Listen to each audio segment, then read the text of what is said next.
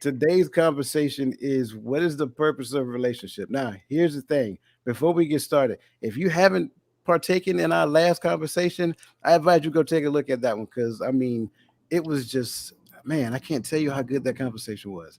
Like, I think you would be in Very. for a treat. Yeah, absolutely. Actually, all of them are good, haven't they? It, a lot of feedback after the fact, a lot of feedback Wow. during. So, I mean, and you know what we talked about at the end of last meetup was the build up that we're tearing some things down. And as we continue to grow, we're building upon this new idea, this new perspective. So Absolutely. if they watch the last one, now is what is the purpose? Because we've debunked, especially you, my friend, have debunked some theories that aren't true. So now that we've debunked those, let's get to the nitty gritty. What's the purpose of the relationship? I love it. I love it. And we're going to do just that. Again, welcome Uncle Junior from the Uncle Junior Network. Welcome Michelle Ray. I'm sorry, I can't. It says Facebook user, so I don't. I can't see who that person is. But welcome Facebook user. Thank you for joining us. And we're going to dive right in this. So as we start, before we get into what is the purpose, we kind of like want to set the conditions, right? Because we want you guys to have a good understanding of us. So as we're doing this, one of the first things I want to do is like kind of do a self-reflection. Like, what was my understanding of relationship? How did I get there? And Anita, I'm gonna start first. That way I give you time to think on it. Because trust Yes, me, please. because trust me, this has been going on. Um, for me, my understanding of relationship came through environment and TV, just being transparent. Mm, What I seen in my environment, and what I seen on TV, they didn't line up. They didn't right. line up. I seen like the Cosby Show. I'll go back. I'll start there. I thought the Cosby Show was the perfect model of what family and relationship looks like. I seen a dad that worked hard. I seen a mom that worked hard. They both took time and spent time with their children, and they spent time together. I'm like, man, that's awesome. I want that. But then when I looked around, I didn't see any of that. So it was kind of like coming to grips with what that looked like. And to be honest with you, I think I was more intimidated to have a conversation about relationships, um, just simply because it just, I don't know, it's kind of hard to put a finger on it. I didn't necessarily understand, I didn't understand how to approach that conversation. And to be honest Mm, with you, I didn't even know if it would be welcome. So I would just like, I'll just learn wow. en route and figure it out. And so that was a challenge for me. It was very difficult just to try to figure out what relationships were, and then figure out how I fit in it and what value I brought to it. So that's kind of like my reflection on, how I learned relationships. What about you? So similar, very similar, where you watching it on TV and thinking that this is real. This is what it's supposed to look like. However, where I'm at, it don't look nothing like that. Mm, So, learning on my own, really, no one ever having the conversation of, okay, let me sit you down. Let me explain to you, know who you are as an individual before you decide to join with someone else. Know what you want out of the relationship for yourself before you decide what you can give to somebody else. These are things that I had to learn. So learning that trial and error, um, and still, like I said before we started, this is a good conversation. Make me, yeah, you know, but it's good. yeah. So watching it on TV, looking at my environment, saying this is not it, and romanticizing the Cosbys Mm, because why can't I have that? Why can't I be in a family where they're loving and kind and respectful? They have both parents there. So to look at that, it was an outlet mm, saying to me, like, you know what, when I do grow up, I'm going to have that, mm. but no knowledge of how to obtain it. I'm so glad you said that because that's exactly what I was thinking just now, right?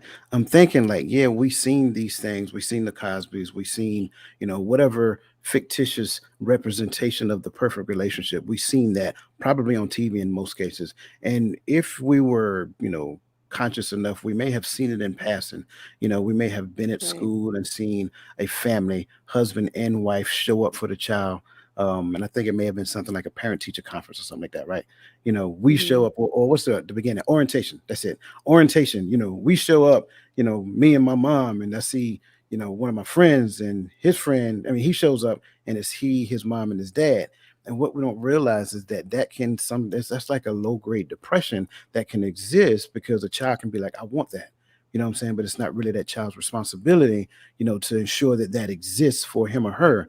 And I think that becomes important because how do you take what you see and say, I want that, and then put that into practice in your life without the understanding on how to be that person that has the ability to shoulder that, for me as a man. And then from looking at it from the perspective of shouldering such relationship that support those dynamics and being there and being that provider, that protector, that confidant, that person that has the ability to listen and then not so fixed on his or her mind, not so fixed on his mindset, but being open to hearing what she has to say and responding in such a way that she doesn't feel attacked. So I'm glad you brought that to the table because I think that's key. um Facebook users, Facebook users giving us some good information over here. We must have a real model, not just a fictional Roland one. Walker. That's Roland. Man, Roland, let's Hmm. sign in, man. What's up, brother? Welcome, Roland Walker, part of the Hearts of Men podcast. But yeah, he brings up a great point. We need a real model.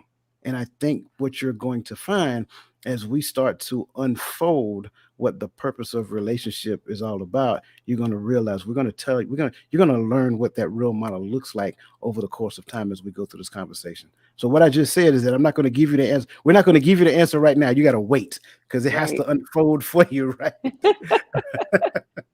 Listen, I like to baseline understanding because I want all of us to be in the same starting point. And so unfortunately, I'm gonna go back to the dictionary, Merriam-Webster. They're not the end of all information, but at least gets us started in one spot. So with that being said, if we can come to the understanding that this relationship is at least 85 to 90% correct, then I think that gives us a great segue to move forward. And when we look at it, two or more concepts, objects, or people are connected, or the state of being connected. Now, I think this is important to understand because I think one of the things I addressed in the last podcast is that we're in relationship with everything. We're in relationship Yes. with our finances. We're in relationship with people, our coworkers, our family members, in relationship with that letter that comes from the IRS. I'm gonna keep bringing that up, by the way, right? I think that's important to understand. I think that's important to understand You because have people scared to go to the mailbox. So sorry. no, that's not my goal. I think they're already scared to go to the mailbox. My goal is for them not to be scared to go to the mailbox. Um, But when we look at this, this tells us that we're in relationship with everything. And if we can all agree to that, if we can agree that this is a great starting point, then that can start to get us to the point to where we can start seeing something different and realize that we may have been doing some things, that may not necessarily be conducive to what it is that we say that we want. And I'm not sure. Did we talk about unconditional love last week? I don't I think mean, we last did. time. Okay, good. We'll talk about it today. I love it. I love it. I do Okay. too. So, one of the first things we talked about is connection. So, since I started first, I'm going to let you go, this one. When it comes down to connection, how do you believe connections work when it comes to relationships in general? I do believe it's based on respect first. I mean, I there is no way that we can connect if we don't have some level of respect for one another. Yeah. And if we don't respect one another, that'll end it right there. I mean, I'm sure in your lifetime you run into people you just met, or even over time you talk to them and they're just disrespectful. And you're like, you know what? I don't have time for that. And Yeah. you distance yourself. Well, you distance yourself because you know the value that you bring to the table. You're Yeah. not going to debase yourself. You're not going to disrespect them or act out of character. So I'd rather separate myself. The same goes if you respect me, like I respect you, Hmm. we can have a conversation. Yeah. We can have a conversation outside of this arena that we're in. So because we have a mutual respect, we have Yeah. a mutual goal in mind. So connection is very important. But having the respect as the foundation, the connection could only get further and further and further along. I mean, that's just me. No, I like it. I like it. And so I'm gonna take what you said and I'm gonna go a different direction because thou shalt have no other God before thee. So when we start talking connections, one of the things I want to kind of go back and consider is that when we are born as children, our parents, more so our mother, because of the connection that we have through attachment theory, our mother is the one who introduced us to God. So when our mother introduces us to God, that becomes our image of God. That becomes our way of connecting with God. So we connect with God at the level our mother teaches us about God. So initially, God for us becomes the rewarder of good deeds and the punisher of bad deeds. So when we look at it from that perspective, we start there and then it grows. It should grow incrementally Right. because that attachment theory that we develop with our mother becomes the attachment that we have with the father. And so what I have That's learned good. is thank you. What I have learned though is that the way that I really love him manifests through the way that I love people. So what ends up Mm, happening is that people, the way that I respond to people, the way that I connect with people, regardless of what they do, whether they're the server at the restaurant I go to, whether they're the bank teller, it doesn't matter.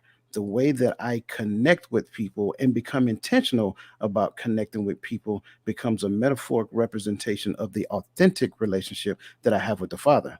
Therefore, it can actually get to the point that it makes me aware of where I am in between the story I tell you and the reality of the connection between him. So connection serves as a measuring tool per se to helps me to understand that the way that I love people represents the way that I love the Father. And I think that's that's important. good.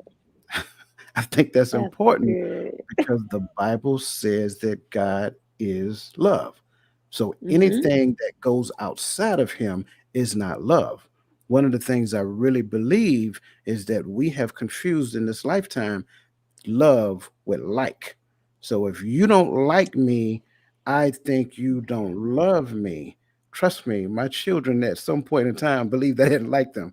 But the fact of the matter is, my children have really taught me to understand what unconditional love is. Regardless of what they do, I always accept them back.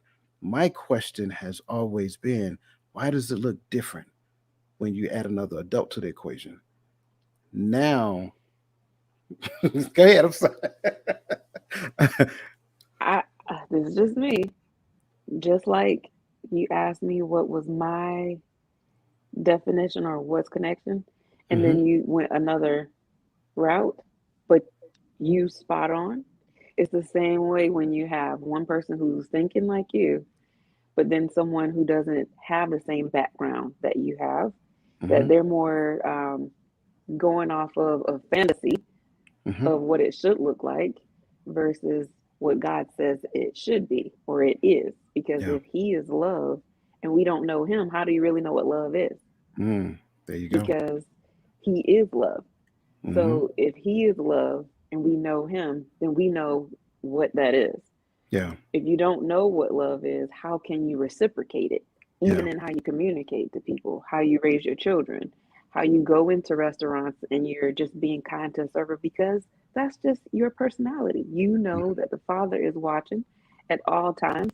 And even if He wasn't watching, your integrity doesn't change because you're doing what's right even when nobody is watching, even when you're Absolutely. not getting the credit for it. Yeah. So when you have two different people coming from two different walks and they have not had I would say a assessment, and we'll get to that beforehand, to see how can we come together, how can we Yeah. move forward as a unit.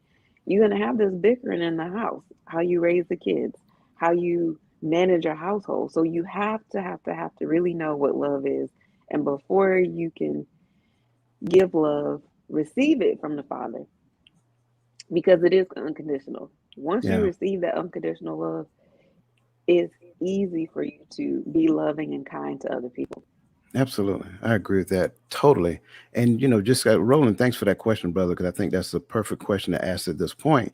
He asks, like, what does connection mean to me? And I think connection for me, I want to kind of give, I like analogies, right?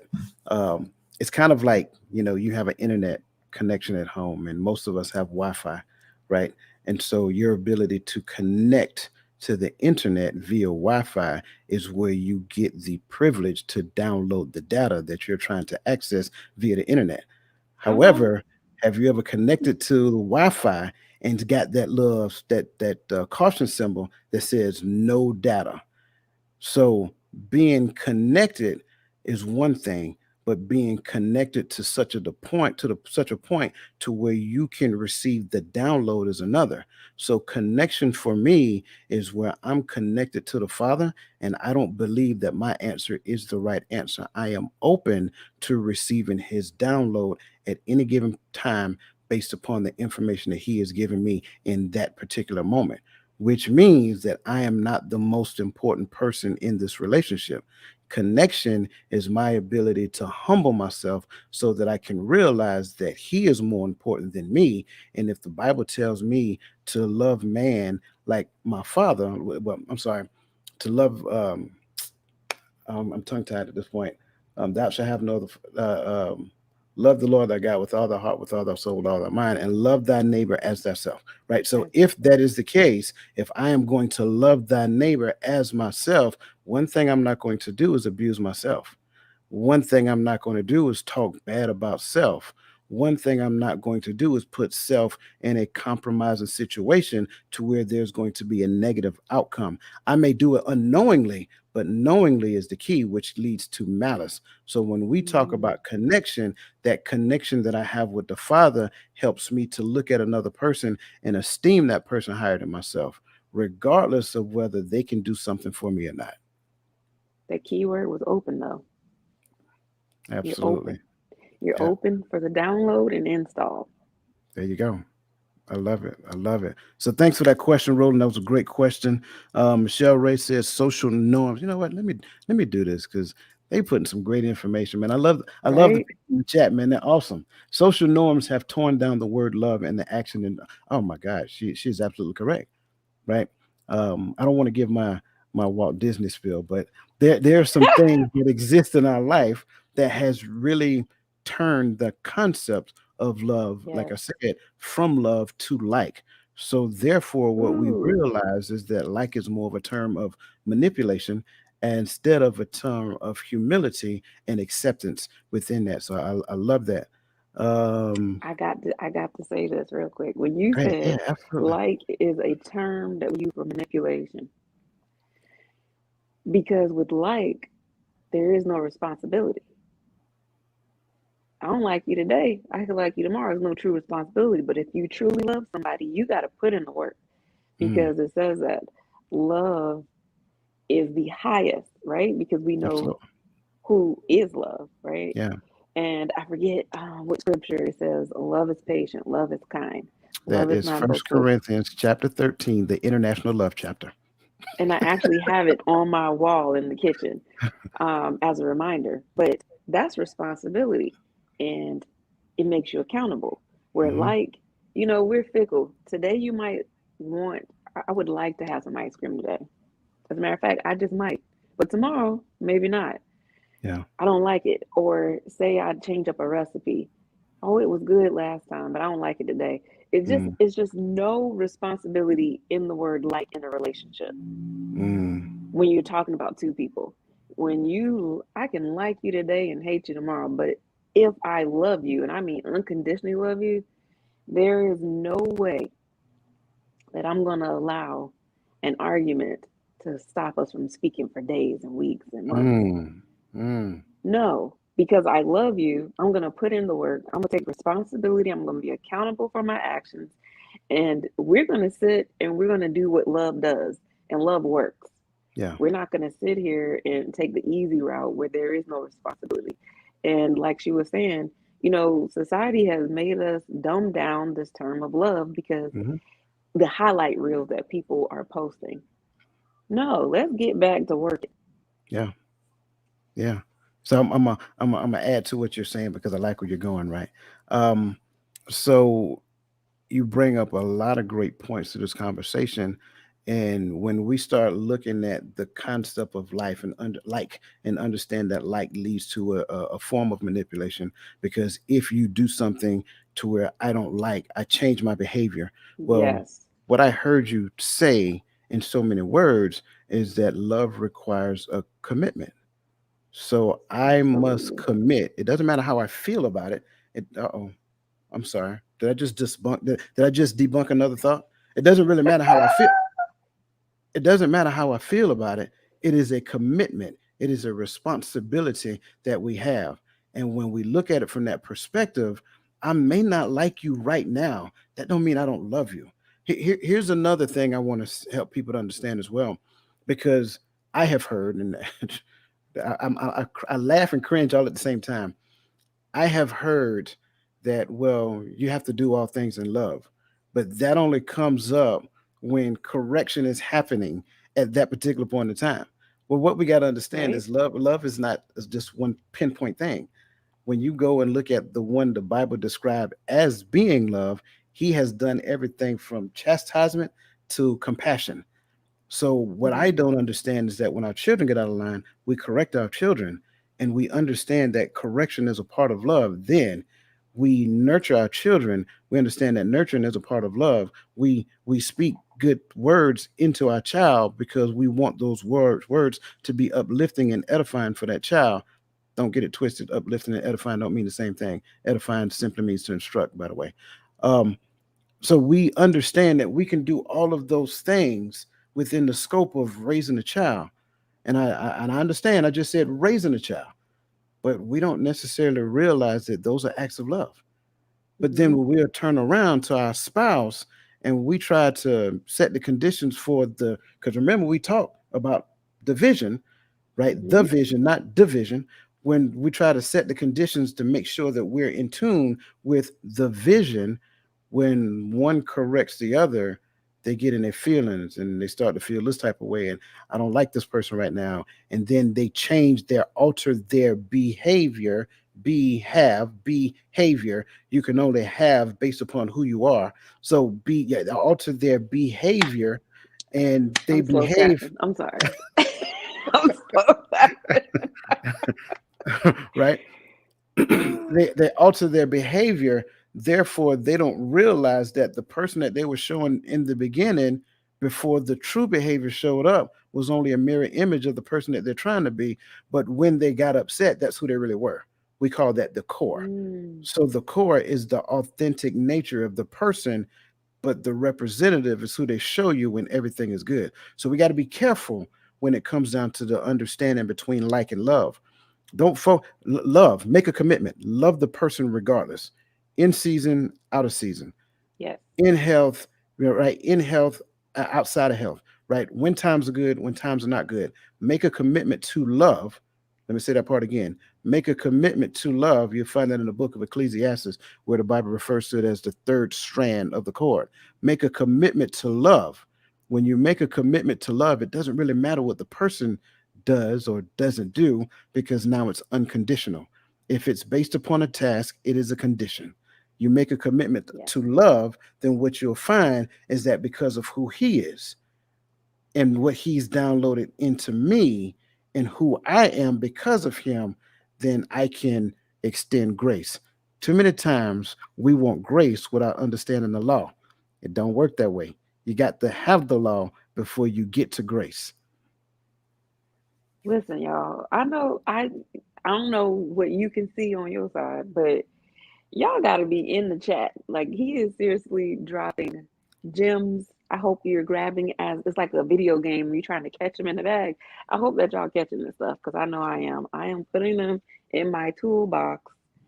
Some I'm putting in my hip pocket because we have to get back to what we some of us didn't have, but we want. But how do we get there? We're tearing down some ideas and rebuilding with perspectives. That's the whole purpose of this. So, I would love to hear what other people are saying because I'm just like, I could barely keep still right now. But here's the best part. This is all homework that we're talking about, right? We're not talking about adulthood yet. We're talking childhood. This Mm, is homework. These are things that we're supposed to teach our children. We right, don't just leave it out there for them to figure out, like you and I shared in the beginning. The Cosby Show shouldn't have taught me about what a family looks like. The Cosby Show shouldn't have been teaching me how a husband is supposed to behave with his wife or how a husband is supposed to behave with his children. That's not the Cosby Show responsibility. It's not NBC, CBS, ABC, right. and it's surely ain't HBO and Cinemax responsibility. So what, what we got to do is we got to look at our training program at home. What are we training? Are we allowing the internet to raise them? TikTok, Right. Instagram, and YouTube? Or are we spending time talking with them and helping them to understand what these things are? Because trust me, if you don't teach it, Instagram will, YouTube Yep. will. TikTok teaches more lessons than I've seen a lot of people teach in a long time. All of them ain't good. So let's just be completely honest. And I'm not bashing any of them because they don't come into this with any malice. Malice is injected by people who manipulate them on the other side. So we got Mm, to be careful, right? Teach your child, raise them up in a way. Fathers, don't provoke your children to wrath, children but raise giraffe. them up in the ways that they should go. Yep. Fathers. Let me say it again. Fathers, raise them up in the way. Let's skip the first part. Don't provoke them to wrath. Fathers, raise them up in the ways that they should go. That's the answer. This is homework we're talking right now. We haven't even gotten to adulthood. Mm, this is so good. I'm typing in the chat. Mr. Michael Hayes, welcome, my friend. Good to see you again. I love it. Let me see what he says here. He says, other than what love is defined in the Bible in 1 Corinthians 14, 13, and 4, this is spot on. Absolutely. And I'm glad you said that. Um, and one of the things I offer, and it's just an offer, another way of looking at it, because for years I've seen people post First Corinthians 1 Corinthians chapter 13. And they generally post verses 4 through 8 and they leave everything else out. But if you Hmm. read the entirety of the chapter, in my opinion, I'm going to say it that way. I believe it is all about humility. 1 Corinthians chapter 13 is all about humility, which is the foundation of love. So I'm just saying. So now that we've done the We homework, could just keep going and we going just in can. this area We can. because it's just so many different ways and avenues you can go. Yeah. But for the sake of time, For the sake of time. I Absolutely. You're know right, man. Thank you we for we keeping we, me on we track. may have to We may have, retable and come back. and we will, based upon what you and I agreed upon earlier. Absolutely. We will. So we talked homework, which is connection. Now it's time to put that which the father has trained the child up into action. So now, when we start looking at what is the purpose of relationship as it pertains to the family, like, what are your thoughts there? So because I didn't have that fantasy of the Cosby Show, right? I decided I wasn't going to raise my kids the way that I was raised. Um, I was raised by my aunt and uncle, but I didn't really see or feel love, right? So I decided I want to flip it. I know what society says that, you're a product of your society, right? But I don't like being labeled a statistic. Mm, Statistically, I shouldn't be where I am. So I don't care about what the statistics say. I'm going to decide to be the change. Now, is that hard to do it? Absolutely, because you have this idea of what you believe love should look like, what relationship should look like, but you don't feel it on the inside. So you're at constant turmoil of, okay, I know I want to show them more respect, but I don't even know what that looks like. mm, So if respect isn't knocking them upside their head, to me, well, maybe I should sit down and talk to them then. mm. And that's what I did. So I just did the opposite Yeah. of what I had. And it worked out, but it was a struggle because I did not know what it looked like. Yeah, And I'm not blaming my parents because they didn't know what was going to happen to us when they asked these individuals to take care of us. They just did. absolutely. But before that, my parents, they loved us. I did feel that from them. So, trying to go back to those moments of, oh, I remember when my dad did this before I moved to this home. Oh, I remember my mom did this. Keeping those little things as, inspiration as I'm raising my children. Now, when it came to the spouse, I was hot headed. If I'm gonna be honest, because I am. If I didn't like it, I said it, but it wasn't in a way that should be said. So I was very quiet. But if you said something or did something that made me mad, I was Mhm. 0 to 100 real quick, and I really mean that. Cutting, and harming with my words, and I had to learn, after the divorce, that you can kill people with words. You can kill generations with words. Mm, And if you are not cognizant of what you're saying, there's a scripture says that out of the abundance of the heart, the mouth shall speak. So if you don't have love in there, what are you spewing? mm. What are you saying? So it took, even after the divorce, and I accept my part, but not being married showed me myself more than when I was married. Yeah. You know what? I So love. go I'm, ahead. s- I'm sorry. No, I love what you're saying there because the first thing that you said, the first thing that I really grasped what you said is that they didn't really know, like our parents didn't know. And what I've observed is that training, learning is passed down from generation to generation, right? Hmm. So when learning being passed down from generation happens, what you'll find is that when I was growing up, man, let me tell you something. My mom taught me how to cook a mean meal because my mother was. Let me tell you something. I don't know to this day. I don't care what restaurant you take me to. I don't know of a better cook than my mother. When I come So what you're home, saying is you know how to make gravy from scratch. Is that what you're I do saying? absolutely. I do. My mom was no joke in the kitchen. But listen, it didn't end in the kitchen. It was not just because you got to realize I was raised in a single family home, a single parent home. So it Hmm. wasn't just in the kitchen. It was also about survival, life, and those other things as well. And one of the things she Right. told me, she said, I am going to teach you these things so you don't need somebody. You will want them. And that kind of stuck with Yes. me for years. And I was like, wait, what? I Say it get it. again.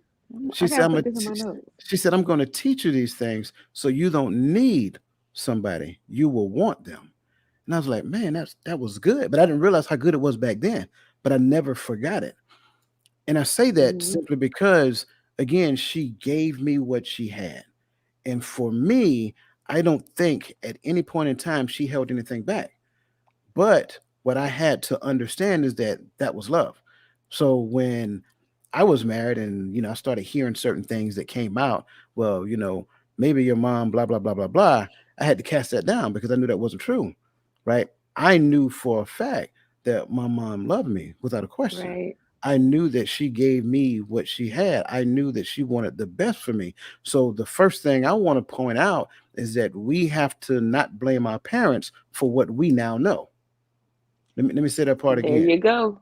We have to not blame our parents for what we now know. See, what they taught us and you have to go back and think about it. Because my mother, I would tell you, she used to make me read and study the Ten Commandments. So Mm, if you know the law, you have to know how to extend grace. So what I right. now know, I don't blame her for what I now know. I talk to her about what I now know. And we have great conversations about that now. Because what I found is that what I now know, she now knows as well. So it's just a Right. back and forward. It is a wonderful conversation. So family, you have to you we should be modeling. I've got to say it that way. We should be modeling what was taught to us, but add the improvements on top of that as well. Because the family is the perfect training ground, like I talked about previously. The family is the gateway. I can't stress that enough. This is why We talk every Friday night on the Hearts of Men podcast. Shout out to everybody who attends that, because I believe, like I said, I'm an advocate of this. I'm very protective of my in group, but I am Mm-hmm. also very critical of my in group as well. And because of that, I take a responsibility, just my responsibility, and I welcome every other man out there. Let's do better for our in group. Let's help them. Right. Let's train them up. Because let's be completely honest, some of them did not get that masculine training at home. We're not talking about dominance, we're talking about health. So, what am I Mm-hmm. talking about? We're talking about the ability to come together cohesively and have healthy conversation, come together so that we can actually build communities, build children up into responsible young adults. Not, I got to say this, I'm sorry, not dependent young adults. That's one of the problems that That's I've good. identified. We train them up to become responsible young adults, not dependent young adults. Two totally different things. If I have an Mm-hmm. adult living in my house as a child that's still dependent upon me to be a parent, then I need to look at that child and then go look in the mirror and say, where did I miss the mark? Let's be honest, sometimes life happens, and that's not a 100% across the board thing. But I also need to Right. take a long, hard look at self. Did I put the time, the energy, and efforts into that child to set that child up for success so that when they go out into the world, they are fully functional and healthy, and they're leaving their mark in society for the betterment of somebody else? Yes. Not to That's the key. destroy. Right. That's the key. Yeah. Because if my child is damaging people, I need to look in the mirror and say, that's my fault. Mm. Now, if they got the information, they got the training, and they just decide, say, hey, I'm just going to do my own thing, well, I got it. But now, as a parent of an adult, my responsibility is to advise, not to correct. I don't think you're doing the right thing, son. I don't think you, my child, man. Let's talk. What's going on. Let's talk. I'm not chastising. Let's talk. Let's find out Mm-hmm. how you can be in a better spot. So when we look at the family is the first school for children, not the Yes. school. Let me say it again, not the school. I came to that conclusion when everybody had the homeschool. I Mm. know it was hard. Trust me, I know it was hard. But this is why, in my opinion, I have to say this, in my opinion, this is why it was hard, because we were trying to homeschool based upon the educational standards and not the biblical Right. standards. The educational standards want you to train them up to pass standardized tests. To me, I despise standardized tests because it is not a mark of intelligence, it is a mark of remembrance. Mm-hmm. I keep stressing that. But when we raise them up in the biblical standards, that's totally different. You're not only training them to be intelligent, but you're training them to be wise. Yes. That's something totally different. I'm sorry, I'm going on and on because I love this one. This one right here. I'm sorry, I'm in this one to win it. You know what I'm saying? Each section literally could be its own conversation. Mm-hmm. So, this is just bits and pieces over a certain or a short amount of time, people. You may have to go back and look at it again, but don't miss the message. Each person has a responsibility. And if you tuned in, this is my belief, you want to know how or why is it important? And the fact that we're building from childhood, adult, and even in our elderly years, like you said, or I can say elderly, are more wise. Like you said, your mom, what you see that. I So mean, like, but anyways, what you said now that you and your mom are having these conversations, right? So that means that she's continued to grow as well. So you are having these conversations, just like you said you're having with your children now, where you're not chastising us to advise. Same thing I've told my daughters. You know, at a certain point, they're 18 and 19 now, college kids.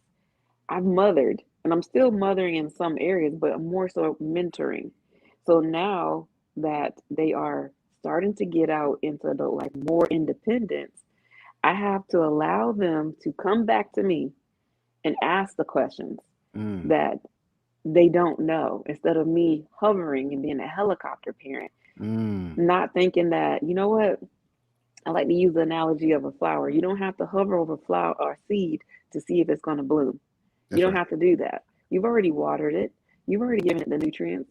Just wait, and then That's you're right. going to see the fruit of it. So when my daughters text me or they call me, "Mommy, this is what's going on. What do you think?" Mm, That's a reminder of me that I changed how I was raised, where I right. was afraid to even smile sometimes. Mm-hmm. I was afraid to express I was upset, that my daughters feel comfortable enough to know that I love them unconditionally, that they Mm, can come to me with hard questions, and I'm going to give them sound doctrine, and I'm going to use scripture. I'm yeah, going to revert back to the word, but absolutely. giving them life lessons as well as scripture, so that way they understand, hey, this is what it is, but let me give you my example to tie it all in. And each time Absolutely. they're like, yeah, I understand that. I Man, understand. man, that is so good. Man, listen, again, I want to just let everybody know we just want to thank you for being a part of this conversation. Again, get in the chats. I see, man, I'm seeing some great information coming through the chats. If this is your first time tuning in, by all means, don't forget to go to YouTube, type in your Empowering Perspective, and to hit the subscribe and like button. That way you can be notified every time we have one of these amazing conversations. My friend Tawami Gaddy, he Ooh, brings up a that's good point. He good. said, do we have a Ooh. choice but to let others teach when we have lost sight of what is actually right? Listen, this is an amazing question. I want to kind of start on it and I'll let you finish, ma'am, if you don't mind. I think we can Okay. look at this from two perspectives, right? If I lost sight of what is right, then it's my own personal responsibility to go seek out that which is right. That's what I hold it. Like, I cannot absolve any person of personal responsibility. That's what the point behind commitment is all about. I have a responsibility under the umbrella of commitment so that I can be better for the sake of love. If I don't put forth the energy and efforts to be better for the sake of love, then that's my fault. On the other side of that coin, if I realize that I'm not getting the necessary teaching that I need in the training environment, which is home, the family, if I'm not getting that, then there's nothing wrong for me to seek another male figure. And I speak about myself. It wasn't that I wasn't getting it, it wasn't available. Like Mm-hmm. I said, I was raised in a single family home. So my uncles, I talk about them all the time.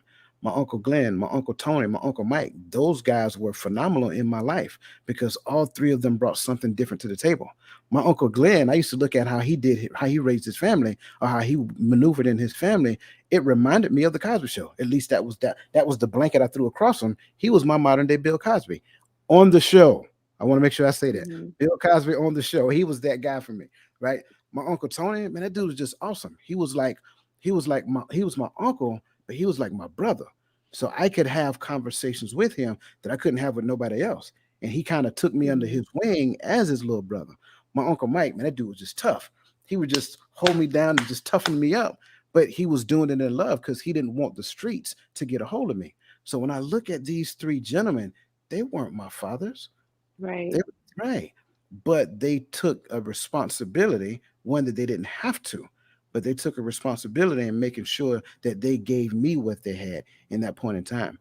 And all three of them are just very special to me. And so that's why I so love this question. I'm sorry. Go ahead. This is a loaded question. Okay.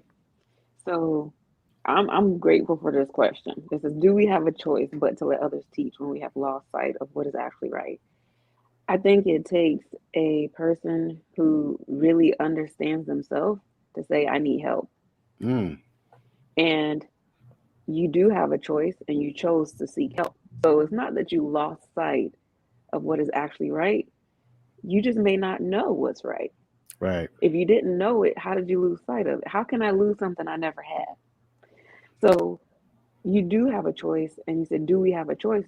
That is it, that you ask somebody to step in and Yeah. help, because you can't do it alone. And that's the importance. Another reason why it's important that we're having this conversation. What is the purpose of a relationship? This is that right there. When you lose Absolutely. sight of what's right or you don't know what's right, you can reach out to a family member. You can reach out to a pastor. You can reach out to a close friend, a confidant. Hey, I need some help. This is what's happening. I don't know which way to go. I don't know what to say. I don't know what to do. But if we don't build the relationships that are necessary in times like this, my heart is beating so fast right now because even though I didn't know what was right, you feel it on the inside. Mm, You know you want more, but you don't know how to get more.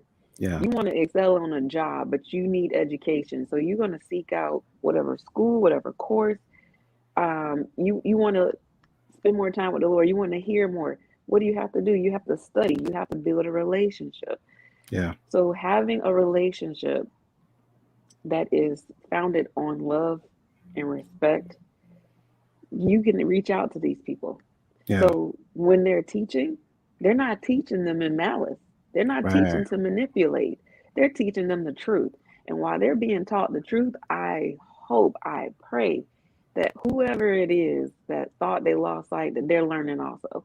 And I'm just gonna leave it there. Because That I was mean, good. this is good. Yeah, that response was good. Thank you for that. And I agree. Absolutely. Absolutely agree. And Brother Gaddy, to her point, man, I think when it comes down to those people who kind of to the question that you're putting here now, to your response that you're putting here now, I think what we have to realize is this: that's where people like you come in, brother. That's where people like Sister Ray come in at. That's where people like Brother Roland. I'm sorry, Minister Roland, right? Minister Roland come in there. Right? Don't get me to Brother Gaddy is a minister as well. I joke with him. I call him Young Timothy. That's what people like Mr. Hayes come in at. You know, all of us collectively, we can be that voice of uplifting and edification that helps them gain what was actually lost or never understood. So I think Hmm. that's important to understand. Um, Man, listen, That was good. it was good That was a because provoking, because like I said, my heart was beating fast. that's why I Like, call him Young Timothy. goodness That brother gracious. is sharp. Yeah, yeah. I'm gonna get him behind the mic one of these days. Um, the reason why this is happening, in my opinion, is because connection leads to family, which leads to community. If you want to see a community that's suffering, all you got to do is look at the households and see what the families look like. If the Mm, families are not intact, I think the communities suffer. This is why yeah. I am so hard on my group because I want the men to be home. I'm just being honest. Now I got it. If home is if home is hell, I'm not telling you to stay. Right. I don't want to say that. I said it before. That's why she's laughing at me. If home is hell, I'm not telling you to stay. But do your best to try to be a functional part of the home because the community needs you there. Your children need you there first. Your wife needs you Right. there first. But the community needs to be able to see men that has that ability to commit to love. I want to make sure I'm saying that the ability to commit to love. If we can Excuse do me. that, then what we'll understand is his statutes. Once we understand his statutes, then we can get to the point of extending grace. Hmm. What I've learned is that people want you to extend grace without understanding his statutes simply because they want you to like them. Don't talk about what I did. Let's just get past it. Don't remind me, don't show me, don't no, that it doesn't work that way. If you offended me, I am supposed to be able to talk to you in a healthy Right. fashion to where we can come to a conclusion. What's more important, you being right or what is right? That's Mm, the thing that we have to understand. So once we look at it from that perspective, then we can keep the household intact, and the men, the fathers, and the mothers can be pillars in the community. Because if you want to see a community in action, wrong a child in the community and watch the parents come together like a mob. And it's mm-hmm. not for the sake of fighting, it's for the sake of righteousness. That's my Right. point. But if the child is wronged in the community and some of the men are absent, then you got a whole bunch of women and like two or three dudes out there. And so now two or three dudes got to protect all of them. That's what I'm saying. The connection sets up the family, and the family is the segue to community. That's the answer, in my opinion.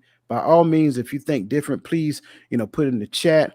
Listen to how my co-host here addresses this. But that's just my thoughts when it comes down to community. I'm with you 100%. There is, okay, think about it. If you got chaos in your house, right? And you are the one spewing out this mess in your home, do you really think that your children can go out and be productive members of society? No. Can they really add value to a community in a positive way? Mm. Well, what did they learn at home? They learned to be disrespectful in their language. They learned not to obey. So why do we think they're gonna get on somebody's job and do anything? Right? Mm. Our children are the future. They are future generations. They are our legacy. So I want to see a return on my investment out in the Absolutely. community with the children that I raised, that I took the time to love on, to nurture, to guide. So when they go out in the community, they're doing good and not Yeah. harm. I need them to be an image of Christ, like he said we are. And if I'm not doing my part, like you said, you gotta have parents that raise their children, and they go out and they do whatever they want to do. But if you did your part and they're out there doing what they're supposed to do, Yeah. it's because you did the work. At You were in class, you took the notes, you applied it. It wasn't just about, oh, today we're gonna do this, but as soon as I get mad, I don't love you no more. No, it's unconditional. The unconditional love is supposed to spill out into the community. Absolutely. It's supposed to spill out into the people that you're around, the people that you serve, the people that you so call your in group, your church family. It's very important, but it starts, like you said, it starts in the home with the family. You gotta know that it's gonna take work. Absolutely. Like you said, I may not like your behavior. That doesn't mean I don't love you. Right. I love You it. I can't go love it. out here doing whatever you want. No, that's not how this works.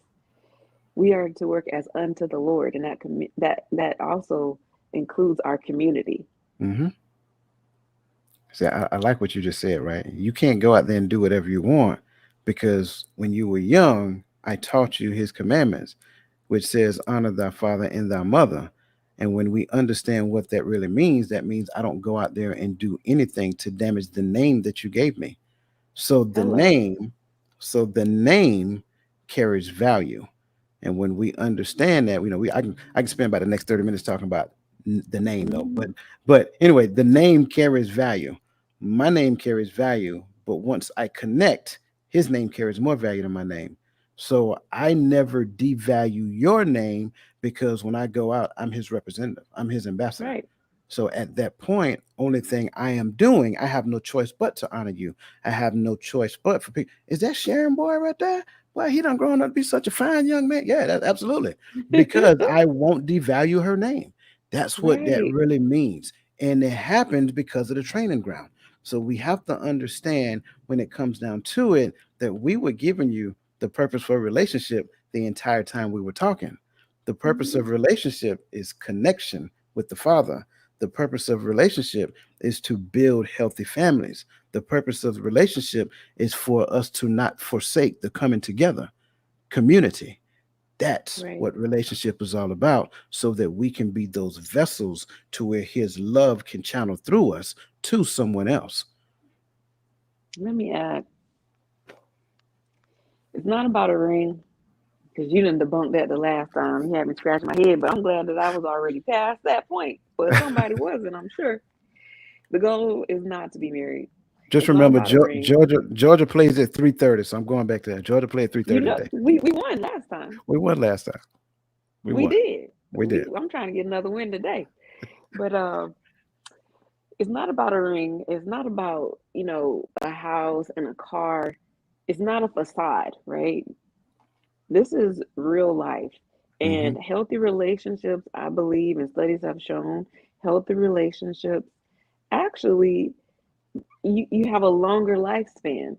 You probably because you ain't stressed out every day. Mm. You ain't have to worry about, like you said, going home, which is hell. Yeah, Who want to go to that? Who want to go home into chaos? And then you absolutely. take that feeling, that ugliness into your community to people who had nothing to do. Don't bleed on people who did not cause the injury. Hmm. Work on what you need to work on. Build the connection or figure out the connection first. Then, how can we take this even further into now I know who I am, now I know what I need. How can Right. I apply this to my family? Yeah, it's going to be a little rocky because it's friction.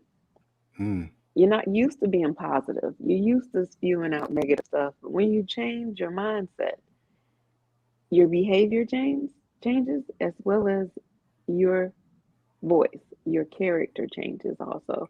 And like you said, your name carries weight. Those future generations that are waiting on you, yeah, it's weighty, but you can carry it. And the muscle that you're Absolutely. building is sitting in this right now, Mm. figuring it out. That's what's going to help you build that spiritual muscle, spending time with the Father. So that way the weight of the future generations that need you to get this right now, Hmm. you can carry it because they are relying on you to do it. And one thing I know for sure, I know that there are some children that I'm never going to meet that come from my loins. But they're gonna one of at least one of them is gonna say, I wonder which one it was that decided they had to make the change so I Yeah, can be where I am right now. man, that's good. Man, mm.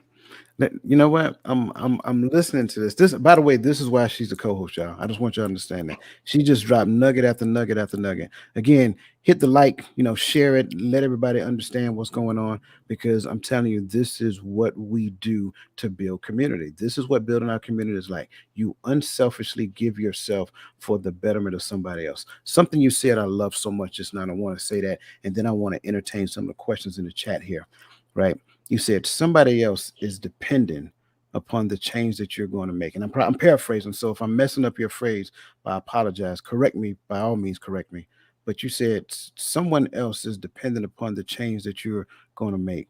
I want everybody to let that sink in because the other side of that is that you choosing complacency is detrimental to somebody else's growth. Yes. That's the other side of that. And I want that to sink in for a second.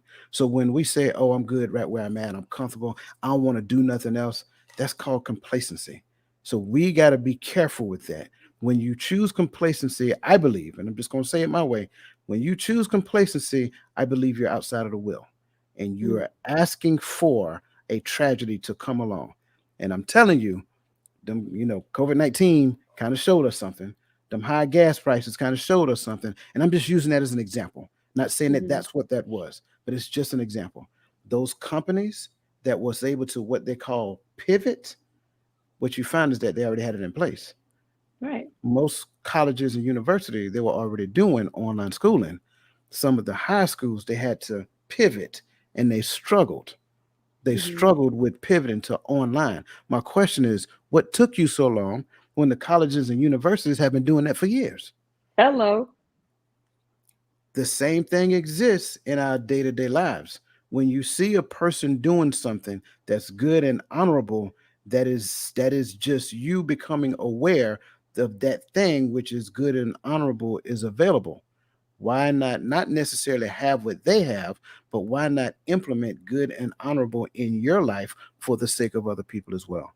So I just want to add Right. that piece to what you were saying because I thought what you said was just phenomenal. And and So brother good. Gaddy, So good. brother Gaddy is at it again. Man, I love this dude, man. He says, question is, how do I properly respond to the things you do that I don't like and keep our relationship tight for both men and women? So, what I would like to Mm, do is I'm going to respond to it from a male's perspective, and I'll let you respond to it from the female's perspective because I dare not attempt to answer a question for both. So, for me, what I would say, especially if I'm the one that's offended, what is important for me because I was a lot like how Anita described herself earlier. I was very stern. 24 years in the army, you're very direct and to the point. I was very stern and I had the ability to be sharp with my words that I could kind of cut through a person and not even realize that I injured them. So I have to Mhm. be conscious of how I deliver a thing. Trust me, part of that person still exists. So I have to suppress them just to make sure it don't Right? come out that way, right? But be Right? conscious of how I deliver the information in a non-offensive, non-antagonistic way. Just deliver the information. And what I had to learn how to do is tie the thing to an outcome. So when you do this, I feel like that. So now I'm going on the other side of the facts because what I've learned, and it's just, over the years, facts don't necessarily work, especially if, and I'm just being honest, if a person has a hard time separating the facts from them being right. The facts are Mm. exactly what they are. But if I want to be right, you could be talking to me about the facts all day long. I ain't trying to hear that. I want to be right. So I'm Right? going to find my way to sidestep the facts. I'm going to jump over it. I'm going to duck. I'm going to do whatever I need to do. But you did this.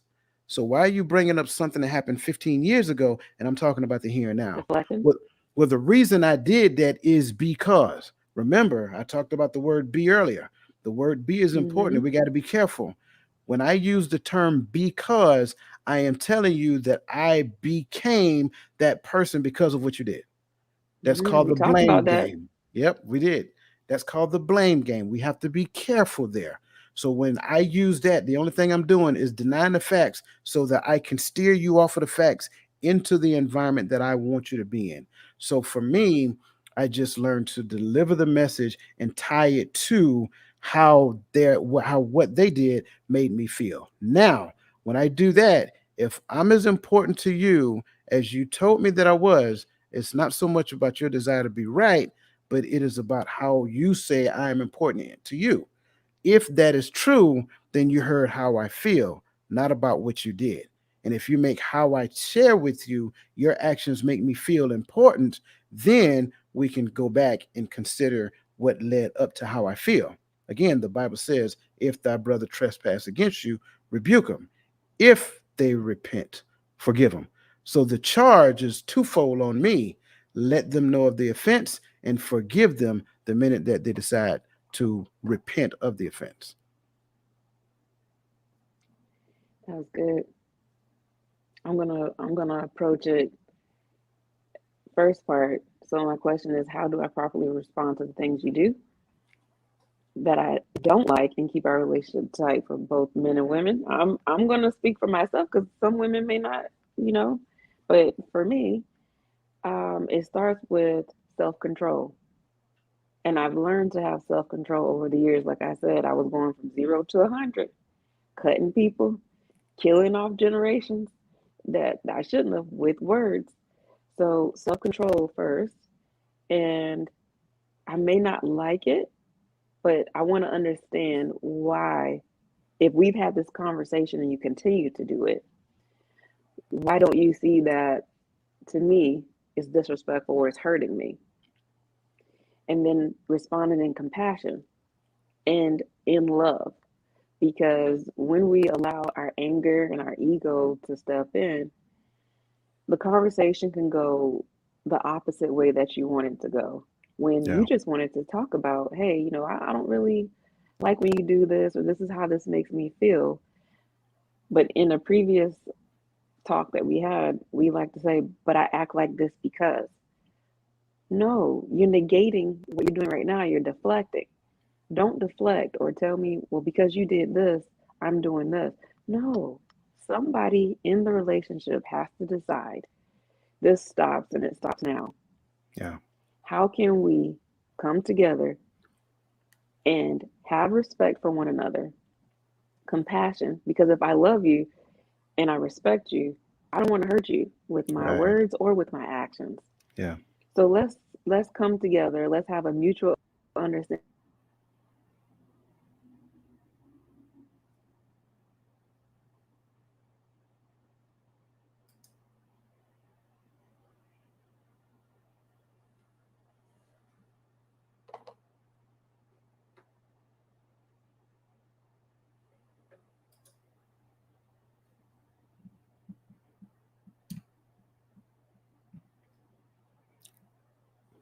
Yeah. Can you hear me? Can you hear me?